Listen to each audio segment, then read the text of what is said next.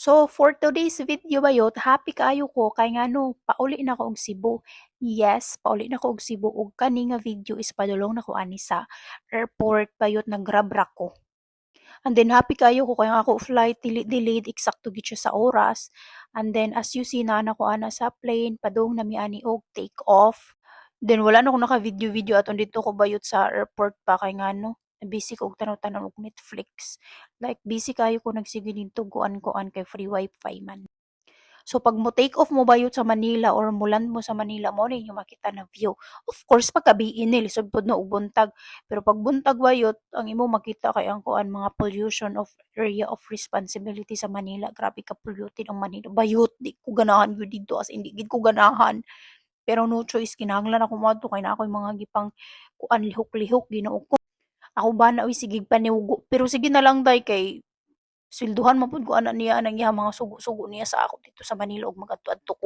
And then katong last bitaw, last July na niari ko din hibayot, grabe gid ang kuan.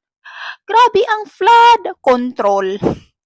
So while na ako sa kuan bayot airplane, nagkaon na pud ko. Oo, way lami ila pagkaon bayot mahal pag yun.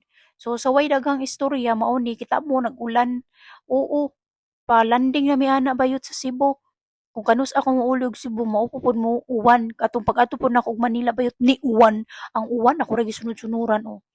Then pag ana mo ana bayot landing kita mo grabe ka rough as in muuyog gyud ang tanan so mga dagko mo tutoy ma-feel gid ninyo na rough kay uyog pa ni tutoy pag-apil pero ug na wala mo tutoy so paghilom na lang mo ay na lang mo pag-apil-apil sa mga na-feel na mo okay so stay put lang mo kay dili ni para sa inyo char sorry na god og saway dagan istorya baryo nakagawas na ko na anak ko sa airport. Nakagawas na ko sa plane bayot ang mga tao pirmi nagdali.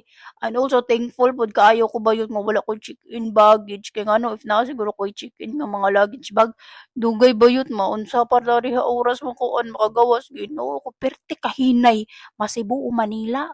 Hinay kaayo pero patay mahimo bayot kay kuan sulugon ra man sila. Aw, sorry. And then mao na makita ninyo diha kanang welcome to Mactan Cebu. Adto nag-una kog istorya. And then so walay daghang istorya bayt.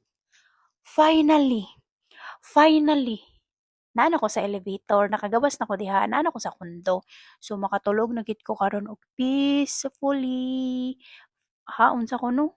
Basta makatuog na ko ron og sakto bayt kay kadto sa ako na rentahan na hotel or na check-in bayot. Saba kay na yung mga bata sa kalsada magsinggit-singgit murag mga naambot oy.